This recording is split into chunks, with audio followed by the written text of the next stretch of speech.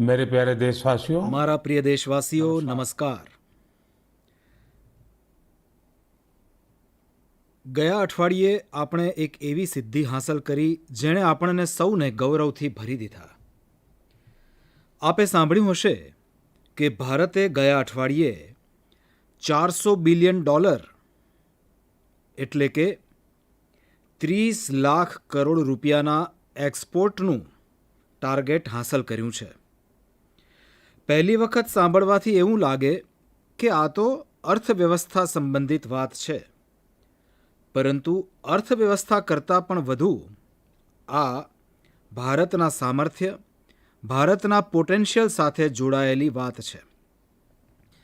એક સમયે ભારતથી થતા એક્સપોર્ટનો આંકડો 100 બિલિયન, ક્યારેક 150 બિલિયન, ક્યારેક 200 બિલિયન સુધી થતો, પરંતુ આજે ભારત $400 બિલિયન પર પહોંચી ગયું છે.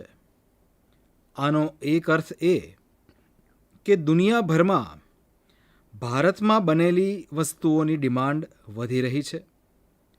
બીજો અર્થ એ કે ભારતની સપ્લાય ચેઇન દિવસે ને દિવસે વધુ મજબૂત બની રહી છે, અને આનો એક બહુ મોટો સંદેશ પણ છે. દેશ વિરાટ કદમ ત્યારે ભરી શકે છે જ્યારે સપનાથી પણ મોટા સંકલ્પ હોય છે. જ્યારે સંકલ્પો માટે દિવસ રાત ઈમાનદારીથી પ્રયાસ થાય છે, તો તે સંકલ્પ સિદ્ધ પણ થાય છે. અને આપ જુઓ, કોઈ વ્યક્તિના જીવનમાં પણ આવું જ થાય છે. જ્યારે કોઈના સંકલ્પ, તેના પ્રયાસો, તેના સપના કરતાં પણ વધુ મોટા થઈ જાય છે, ત્યારે સફળતા તેની પાસે સામે ચાલીને આવે છે. સાથીઓ, દેશના ખૂણે ખૂણેથી નવી નવી પ્રોડક્ટ્સ વિદેશ જઈ રહી છે. આસામના હૈલાકાંડીની લેધર પ્રોડક્ટ્સ હોય કે ઉસ્માનાબાદની હેન્ડલૂમ પ્રોડક્ટ, બીજાપુરના ફળ શાકભાજી હોય કે ચંદૌલીના બ્લેક રાઈસ, બધાનું એક્સપોર્ટ વધી રહ્યું છે. હવે આપને લદ્દાખના વિશ્વ પ્રસિદ્ધ જરદાળુ દુબઈમાં પણ મળશે, અને સાઉદી અરબમાં તમિલનાડુથી મોકલવામાં આવેલા કેળા મળશે. હવે સૌથી મોટી વાત એ કે નવી નવી પ્રોડક્ટ્સ નવા નવા દેશોમાં મોકલવામાં આવી રહી છે. જેમ કે હિમાચલ, ઉત્તરાખંડમાં પાકતી મિલેટ્સ, જાડા ધાનની પહેલી ખેપ ડેનમાર્કમાં નિકાસ કરવામાં આવી. આંધ્રપ્રદેશના કૃષ્ણા અને ચિત્તૂર જિલ્લાની બંગનપલ્લી અને સુવર્ણરેખા કેરી દક્ષિણ કોરિયામાં નિકાસ કરવામાં આવી. ત્રિપુરાથી તાજા ફણસ હવાઈ માર્ગે લંડન નિકાસ કરવામાં આવ્યા. તો પહેલી વખત નાગાલેન્ડનું રાજા મરચું લંડન મોકલવામાં આવ્યું. એ જ રીતે ભાલના ઘઉંની પહેલી ખેપ ગુજરાતથી કેન્યા અને શ્રીલંકા નિકાસ કરવામાં આવી. એટલે કે હવે આપ બીજા દેશોમાં જશો તો મેડ ઇન ઇન્ડિયા પ્રોડક્ટ્સ અગાઉની સરખામણીએ વધુ જોવા મળશે. સાથીઓ, આ લિસ્ટ બહુ લાંબુ છે, અને જેટલું લાંબુ આ લિસ્ટ છે એટલી જ મોટી મેક ઇન ઇન્ડિયાની તાકાત છે, એટલું જ વિરાટ ભારતનું સામર્થ્ય છે. અને આ સામર્થ્યનો આધાર છે આપણા ખેડૂતો, આપણા કારીગરો, આપણા વણકરો, આપણા એન્જિનિયરો, આપણા લઘુ ઉદ્યમીઓ, આપણું એમએસએમઈ સેક્ટર, અનેક અલગ અલગ વ્યવસાયના લોકો, આ બધા તેની સાચી તાકાત છે. તેમની મહેનતથી જ $400 મિલિયન એક્સપોર્ટનું લક્ષ્ય પ્રાપ્ત થઈ ચૂક્યું છે. અને મને આનંદ છે કે ભારતના લોકોનું આ સામર્થ્ય હવે દુનિયાના ખૂણે ખૂણે નવી બજારોમાં પહોંચી રહ્યું છે. જ્યારે એક એક ભારતવાસી લોકલ માટે વોકલ બને છે, ત્યારે લોકલને ગ્લોબલ થતાં વાર નથી લાગતી. આવો લોકલને ગ્લોબલ બનાવીએ અને આપણા ઉત્પાદનોની પ્રતિષ્ઠામાં વધારો કરીએ. સાથીઓ, મનની વાતના શ્રોતાઓને એ જાણીને સારું લાગશે કે ઘરેલું સ્તર પર પણ આપણા લઘુ ઉદ્યમીઓની સફળતા આપણને ગૌરવથી ભરી દે છે. આજે આપણા લઘુ ઉદ્યમીઓ સરકારી ખરીદીમાં ગવર્મેન્ટ માર્કેટપ્લેસ એટલે કે જેમના માધ્યમથી મોટી ભાગીદારી નિભાવી રહ્યા છે. ટેકનોલોજીના માધ્યમ થકી ઘણી ટ્રાન્સપેરન્ટ વ્યવસ્થા વિકસિત કરવામાં આવી છે. છેલ્લા 1 વર્ષમાં જેમ પોર્ટલના માધ્યમથી સરકારે 1 લાખ કરોડ રૂપિયાથી વધુની વસ્તુઓ ખરીદી છે. દેશના ખૂણે ખૂણેથી લગભગ 1.25 લાખ લઘુ ઉદ્યમીઓ, નાના દુકાનદારોએ પોતાની ચીજવસ્તુઓ સરકારને સીધી વેચી છે. એક જમાનો હતો કે જ્યારે મોટી કંપનીઓ જ સરકારને સામાન વેચી શકતી હતી, પરંતુ હવે દેશ બદલાઈ રહ્યો છે. જૂની વ્યવસ્થાઓ પણ બદલાઈ રહી છે. હવે નાનામાં નાનો દુકાનદાર પણ જેમ પોર્ટલ પર સરકારને પોતાનો સામાન વેચી શકે છે. અને આજ તો નવું ભારત છે. એ ન માત્ર મોટા સપના જુએ છે, પરંતુ એ લક્ષ્ય સુધી પહોંચવાનું સાહસ પણ દેખાડે છે, જ્યાં પહેલાં કોઈ નહોતું પહોંચ્યું. આ જ સાહસની શક્તિ પર આપણે સૌ ભારતીયો મળીને આત્મનિર્ભર ભારતનું સપનું પણ જરૂર સાકાર કરીશું. મારા પ્રિય દેશવાસીઓ, હાલમાં જ થયેલા પદ્મ સન્માન સમારંભમાં આપે બાબા શિવાનંદજીને જરૂર જોયા હશે. 126 વર્ષના વડીલની સ્ફૂર્તિ જોઈને મારી જેમ દરેકને નવાઈ લાગી હશે. અને મેં જોયું કે આંખના પલકારામાં જ તેઓ નંદી મુદ્રામાં પ્રણામ કરવા લાગ્યા. મેં પણ બાબા શિવાનંદજીને નમીને વારંવાર પ્રણામ કર્યા. 126 વર્ષની ઉંમર અને બાબા શિવાનંદની ફિટનેસ બંને આજે દેશમાં ચર્ચાનો વિષય છે. મેં સોશિયલ મીડિયા પર અનેક લોકોની કમેન્ટ્સ જોઈ કે બાબા શિવાનંદ પોતાની ઉંમરથી 4 ગણી ઓછી ઉંમર કરતાં પણ વધારે ફિટ છે. ખરેખર બાબા શિવાનંદનું જીવન આપણને સૌને પ્રેરિત કરે તેવું છે. હું તેમના દીર્ઘાયુની કામના કરું છું. તેમનામાં યોગ પ્રત્યે એક પેશન છે અને તેઓ ઘણી હેલ્ધી લાઈફસ્ટાઈલ જીવે છે. જીવેમ શરદઃ શતમ. આપણી સંસ્કૃતિમાં સૌને 100 વર્ષના સ્વસ્થ જીવનની શુભકામનાઓ આપવામાં આવે છે. આપણે 7 એપ્રિલે વિશ્વ સ્વાસ્થ્ય દિવસ ઉજવીશું. આજે સમગ્ર વિશ્વમાં સ્વાસ્થ્ય અંગેના ભારતીય ચિંતન, પછી તે યોગ હોય કે આયુર્વેદ, તેના પ્રત્યેનું વલણ વધી રહ્યું છે. હમણાં આપે જોયું હશે કે ગયા અઠવાડિયે કતારમાં એક યોગ કાર્યક્રમનું આયોજન કરવામાં આવ્યું. તેમાં 114 દેશોના નાગરિકોએ ભાગ લઈને એક નવો વર્લ્ડ રેકોર્ડ બનાવી દીધો. એ જ રીતે આયુષ ઇન્ડસ્ટ્રીનું બજાર પણ સતત મોટું થઈ રહ્યું છે. 6 વર્ષ પહેલાં આયુર્વેદની દવાઓનું બજાર 22,000 કરોડ રૂપિયાની આસપાસ હતું. આજે આયુષ મેન્યુફેક્ચરિંગ ઇન્ડસ્ટ્રી 1,40,000 કરોડ રૂપિયાની આસપાસ પહોંચી રહી છે. એટલે કે આ ક્ષેત્રમાં સંભાવનાઓ સતત વધી રહી છે. સ્ટાર્ટઅપ વર્લ્ડમાં પણ આયુષ આકર્ષણનો વિષય બની રહ્યો છે. સાથીઓ, હેલ્થ સેક્ટરના અન્ય સ્ટાર્ટઅપ્સ પર તો હું અગાઉ પણ ઘણીવાર વાત કરી ચૂક્યો છું, પરંતુ આ વખતે આયુષ સ્ટાર્ટઅપ્સ પર આપની સાથે ખાસ વાત કરવા માગું છું. એક સ્ટાર્ટઅપ છે કપીવા. તેના નામમાં જ તેનો અર્થ છુપાયેલો છે. આમાં કનો અર્થ છે કફ, પીનો અર્થ છે પિત્ત અને વાનો અર્થ છે વાત. આ સ્ટાર્ટઅપ આપણી પરંપરાઓ પ્રમાણે હેલ્ધી ઇટિંગ હેબિટ્સ પર આધારિત છે. બીજું એક સ્ટાર્ટઅપ નિરોગ સ્ટ્રીટ પણ છે. આયુર્વેદ હેલ્થકેર ઇકોસિસ્ટમમાં એક અનોખો કન્સેપ્ટ છે. આનું ટેકનોલોજી ડ્રીવન પ્લેટફોર્મ દુનિયાભરના આયુર્વેદ ડૉક્ટર્સને લોકો સાથે સીધું જોડે છે. 50,000થી પણ વધુ પ્રેક્ટિશનર્સ આની સાથે જોડાયેલા છે. એ જ રીતે અત્રેય ઇનોવેશન્સ એક હેલ્થકેર ટેકનોલોજી સ્ટાર્ટઅપ છે જે હોલિસ્ટિક વેલનેસના ક્ષેત્રમાં કામ કરી રહ્યું છે.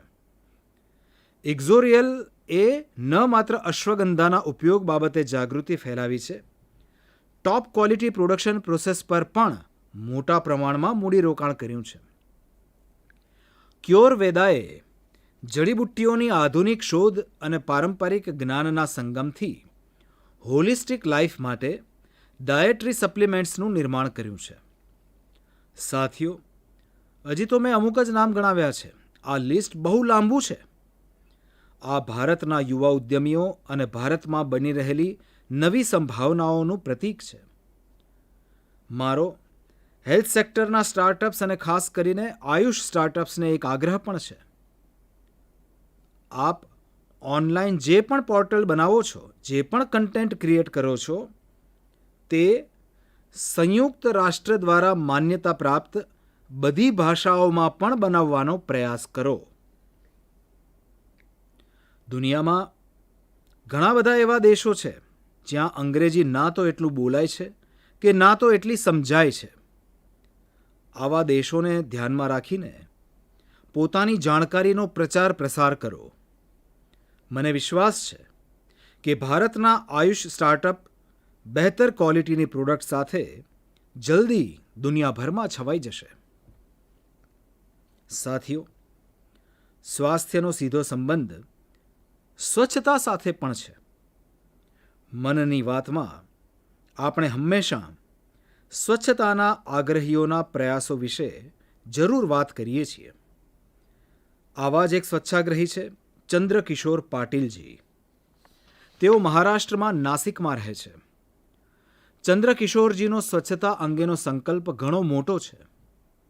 તેઓ ગોદાવરી નદી પાસે ઊભા રહે છે અને સતત લોકોને નદીમાં કચરો ન ફેંકવા માટે પ્રેરિત કરે છે.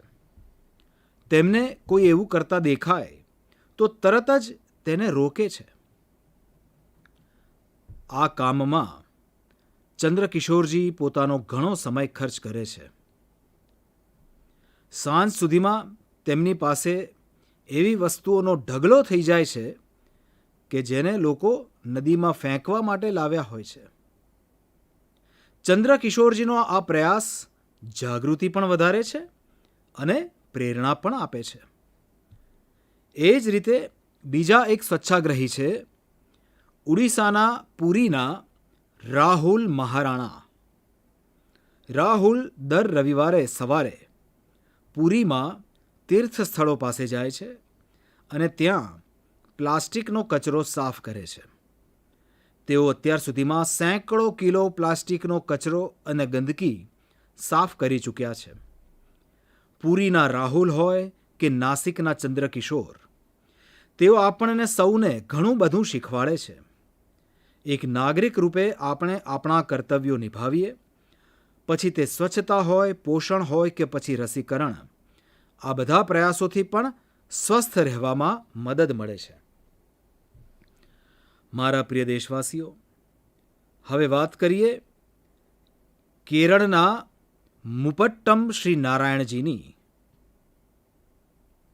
તેમણે એક પ્રોજેક્ટની શરૂઆત કરી છે જેનું નામ છે pots for water of life. આપ જ્યારે આ પ્રોજેક્ટ વિશે જાણશો તો થશે કે કેવું કમાલનું આ કામ છે. સાથીઓ, મુપટ્ટમ શ્રી નારાયણજી ઉનાળા દરમિયાન પશુ પક્ષીઓને પાણીની તકલીફ ના રહે એ માટે માટીના વાસણો વહેંચવાનું અભિયાન ચલાવી રહ્યા છે. ગરમીના દિવસોમાં તેઓ પશુ પક્ષીઓની આ તકલીફ જોઈને બહુ જ પરેશાન થઈ જતા. પછી તેમણે વિચાર્યું કે કેમ ન તેઓ પોતે જ માટીના વાસણો વહેંચવાનું શરૂ કરી દે, જેથી બીજાઓને એ વાસણોમાં માત્ર પાણી ભરવાનું જ કામ રહે. આપને આશ્ચર્ય થશે કે નારાયણનજી દ્વારા વહેંચવામાં આવેલા વાસણોનો આંકડો 1,00,000ને પાર થઈ જવામાં છે. પોતાના અભિયાનમાં 1,00,000મું વાસણ તેઓ ગાંધીજી દ્વારા સ્થાપિત સાબરમતી આશ્રમમાં દાન કરશે. આજે જ્યારે ગરમીની ઋતુ આવી પહોંચી છે તો નારાયણનજીનું આ કામ આપણને સૌને જરૂર પ્રેરિત કરશે અને આપણે પણ આ ગરમીમાં આપણા પશુ પક્ષી મિત્રો માટે પાણીની વ્યવસ્થા કરીશું. સાથીઓ, હું મનની વાતના શ્રોતાઓને પણ આગ્રહ કરીશ કે આપણે આપણા સંકલ્પોને ફરીથી દોહરાવીએ. પાણીનું એક એક ટીપું બચાવવા માટે આપણે જે પણ કંઈ કરી શકીએ તે આપણે જરૂર કરવું જોઈએ. આ ઉપરાંત પાણીના રિસાયકલિંગ પર પણ આપણે એટલો જ ભાર આપવો જોઈએ. ઘરમાં ઉપયોગમાં લેવાયેલું જે પાણી કુંડામાં કામ આવી શકતું હોય, ગાર્ડનિંગમાં કામ આવી શકતું હોય, તે જરૂર ફરીથી ઉપયોગમાં લેવું જોઈએ. થોડાક પ્રયાસોથી પણ આપ આપના ઘરમાં આવી વ્યવસ્થાઓ ઊભી કરી શકો છો. રહીમદાસજી સદીઓ પહેલાં કંઈક ઉદ્દેશ સાથે જ કહી ગયા છે કે બિન પાની સબ સૂન, રહીમન પાની રાખીએ. અને પાણી બચાવવાના આ કામોમાં મને બાળકો પાસેથી ઘણી આશા છે. સ્વચ્છતાને જે રીતે આપણા બાળકોએ એક આંદોલનનું રૂપ આપ્યું, એ જ રીતે તેઓ વોટર વોરિયર બનીને પાણી બચાવવામાં મદદ કરી શકે છે. સાથીઓ, આપણા દેશમાં જળ સંરક્ષણ, જળ સ્ત્રોતોની સુરક્ષા સદીઓથી સમાજના સ્વભાવનો ભાગ રહ્યો છે. મને આનંદ છે કે દેશમાં ઘણા લોકોએ વોટર કન્ઝર્વેશનને લાઈફ મિશન જ બનાવી દીધું છે. જેમ કે ચેન્નઈના એક સાથી છે અરુણ કૃષ્ણમૂર્તિજી. અરુણજી પોતાના વિસ્તારમાં તળાવો અને સરોવરોની સફાઈ કરવાનું અભિયાન ચલાવી રહ્યા છે. તેમણે 150થી વધુ તળાવો સરોવરોની સાફ સફાઈની જવાબદારી ઉપાડી અને તેને સફળતાપૂર્વક પૂરી કરી. એ જ રીતે મહારાષ્ટ્રના એક સાથી રોહન કાલે છે. રોહન વ્યવસાયે એક HR પ્રોફેશનલ છે. તેઓ મહારાષ્ટ્રની સેંકડો સ્ટેપવેલ્સ એટલે કે વાવના સંરક્ષણનું અભિયાન ચલાવી રહ્યા છે. તેમાંથી અનેક વાવ તો સેંકડો વર્ષ જૂની હોય છે અને આપણા વારસાનો ભાગ હોય છે. સિકંદરાબાદમાં બંસીલાલ પેટ કુઆં એક આવી જ વાવ છે. વર્ષોની ઉપેક્ષાના કારણે આ વાવ માટી અને કચરાથી બુરાઈ ગઈ હતી. પરંતુ હવે ત્યાં આ વાવને પુનર્જીવિત કરવાનું અભિયાન જનભાગીદારીથી શરૂ થયું છે.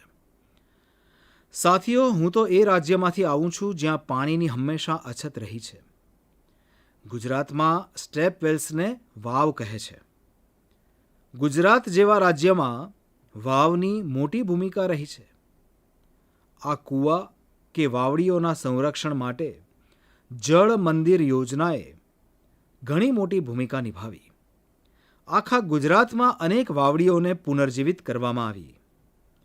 તેનાથી આ વિસ્તારોમાં જળસ્તર વધારવામાં પણ ઘણી મદદ મળી. આવા જ અભિયાન આપ પણ સ્થાનિક સ્તર પર ચલાવી શકો છો.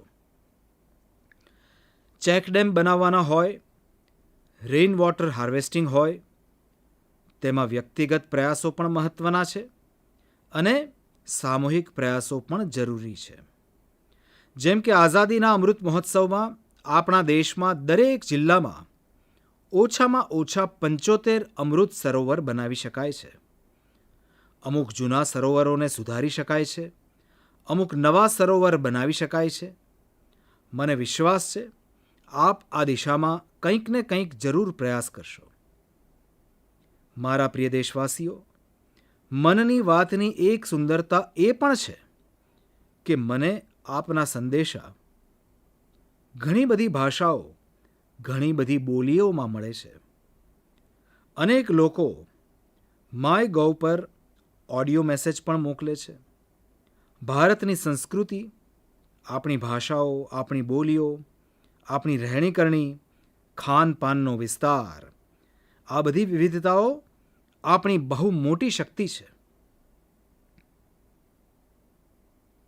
પૂર્વથી પશ્ચિમ સુધી, ઉત્તરથી દક્ષિણ સુધી ભારતને આ જ વિવિધતા એક બનાવીને રાખે છે. એક ભારત શ્રેષ્ઠ ભારત બનાવે છે. તેમાં પણ આપણા ઐતિહાસિક સ્થળો અને પૌરાણિક કથાઓ બંનેનું બહુ મોટું યોગદાન હોય છે. આપ વિચારી રહ્યા હશો કે આ વાત હું અત્યારે આપને શા માટે કરી રહ્યો છું. આનું કારણ છે માધવપુરનો મેળો. માધવપુરનો મેળો ક્યાં થાય છે, શા માટે થાય છે, કઈ રીતે તે ભારતની વિવિધતા સાથે જોડાયેલો છે, તે જાણવું મનની વાતના શ્રોતાઓને બહુ રસપ્રદ લાગશે. સાથીઓ, માધવપુરનો મેળો ગુજરાતના પોરબંદરમાં દરિયા પાસે માધવપુર ગામમાં થાય છે. પરંતુ તેનો હિન્દુસ્તાનના પૂર્વ છેડા સાથે પણ સંબંધ છે. આપ વિચારી રહ્યા હશો કે આ કઈ રીતે શક્ય છે? તો તેનો જવાબ પણ એક પૌરાણિક કથામાંથી મળે છે. કહેવાય છે કે હજારો વર્ષ પૂર્વે ભગવાન શ્રી કૃષ્ણના વિવાહ નોર્થ ઇસ્ટની રાજકુમારી રૂકમણી સાથે થયો હતો. આ વિવાહ પોરબંદરના માધવપુરમાં સંપન્ન થયો હતો અને એ જ વિવાહના પ્રતીક રૂપે આજે પણ ત્યાં માધવપુરનો મેળો થાય છે. ઈસ્ટ અને વેસ્ટનો આ ઊંડો સંબંધ આપણો વારસો છે. સમયની સાથે હવે લોકોના પ્રયાસોથી માધવપુરના મેળામાં નવી નવી બાબતો જોડાઈ રહી છે. આપણે ત્યાં કન્યા પક્ષને ધરાતી કહેવાય છે અને આ મેળામાં હવે નોર્થ ઇસ્ટથી ઘણા બધા ધરાતી પણ આવવા લાગ્યા છે. એક અઠવાડિયા સુધી ચાલનારા માધવપુરના મેળામાં નોર્થ ઇસ્ટના બધા રાજ્યોના આર્ટિસ્ટ આવી પહોંચે છે. હેન્ડીક્રાફ્ટના કલાકારો પહોંચે છે અને આ મેળાની રોનકને 4 ચાંદ લાગી જાય છે. એક અઠવાડિયા સુધી ભારતની પૂર્વ અને પશ્ચિમની સંસ્કૃતિઓનો આ મેળાપ, આ માધવપુરનો મેળો એક ભારત શ્રેષ્ઠ ભારતની ઘણી સુંદર મિસાલ બની રહ્યો છે. મારો આપને આગ્રહ છે, આપ પણ આ મેળા વિશે વાંચો અને જાણો. મારા પ્રિય દેશવાસીઓ, દેશમાં આઝાદીનો અમૃત મહોત્સવ હવે જનભાગીદારીની નવી મિસાલ બની રહ્યો છે.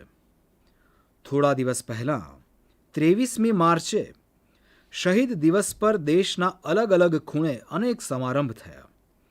દેશે પોતાની આઝાદીના નાયકો નાયિકાઓને યાદ કર્યા, શ્રદ્ધાપૂર્વક યાદ કર્યા. આ જ દિવસે મને કોલકાતાના વિક્ટોરિયા મેમોરિયલમાં બિપ્લોબી ભારત ગેલેરીના લોકાર્પણનો પણ અવસર મળ્યો. ભારતના વીર ક્રાંતિકારીઓને શ્રદ્ધાંજલિ આપવા માટે આ ગેલેરી એક અત્યંત અનોખી ગેલેરી છે.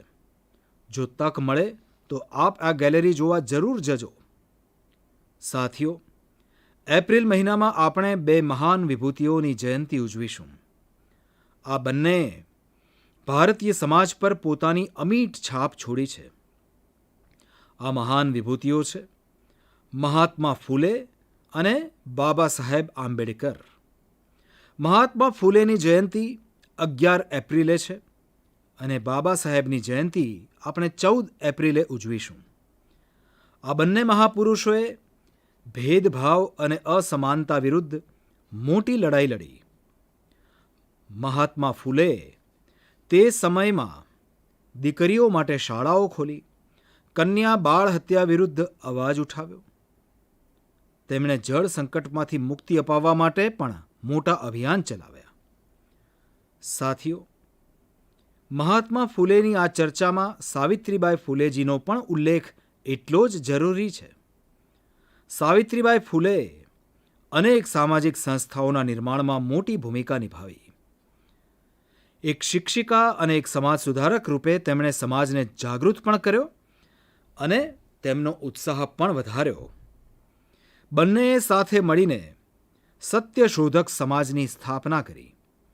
જનજનના સશક્તિકરણના પ્રયાસો કર્યા. આપણને બાબા સાહેબ આંબેડકરના કાર્યોમાં પણ મહાત્મા ફૂલેનો પ્રભાવ સ્પષ્ટ જોવા મળે છે. તેઓ કહેતા પણ હતા કે કોઈ પણ સમાજના વિકાસનું મૂલ્યાંકન તે સમાજમાં મહિલાઓની સ્થિતિને જોઈને કરી શકાય છે. મહાત્મા ફૂલે, સાવિત્રીબાઈ ફૂલે, બાબા સાહેબ આંબેડકરના જીવનમાંથી પ્રેરણા લઈને હું તમામ માતા પિતાઓ અને વાલીઓને અનુરોધ કરું છું કે તેઓ દીકરીઓને જરૂર ભણાવે.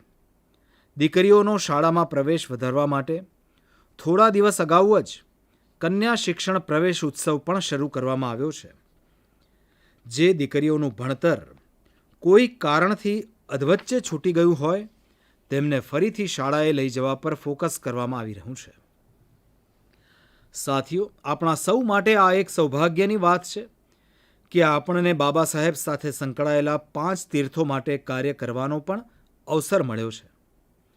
તેમનું જન્મસ્થાન મહુ હોય, મુંબઈમાં ચૈત્યભૂમિ હોય, લંડનનું તેમનું ઘર હોય, નાગપુરની દીક્ષાભૂમિ હોય કે દિલ્હીમાં બાબા સાહેબનું મહાપરિનિર્વાણ સ્થળ, મને બધી જગ્યાએ બધા તીર્થો પર જવાનું સૌભાગ્ય મળ્યું છે. હું મનની વાતના શ્રોતાઓને આગ્રહ કરીશ કે તેઓ મહાત્મા ફૂલે, સાવિત્રીબાઈ ફૂલે અને બાબા સાહેબ આંબેડકર સાથે જોડાયેલી જગ્યાઓના દર્શન કરવા જરૂર જાય. આપને ત્યાં ઘણું બધું શીખવા મળશે. મારા પ્રિય દેશવાસીઓ, મનની વાતમાં આ વખતે પણ આપણે ઘણા વિષયો પર વાત કરી. આવતા મહિને ઘણા બધા પર્વો તહેવારો આવી રહ્યા છે. થોડા દિવસો પછી જ નવરાત્રિ છે. નવરાત્રિમાં આપણે વ્રત ઉપવાસ શક્તિની સાધના કરીએ છીએ, શક્તિની પૂજા કરીએ છીએ. એટલે કે આપણી પરંપરાઓ આપણને ઉલ્લાસ પણ શીખવે છે અને સંયમ પણ. સંયમ અને તપ પણ આપણા માટે પર્વ જ છે. એટલા માટે નવરાત્રિ હંમેશા આપણા સૌ માટે બહુ વિશેષ રહી છે. નવરાત્રિના પહેલા જ દિવસે ગુડી પડવાનું પર્વ પણ છે.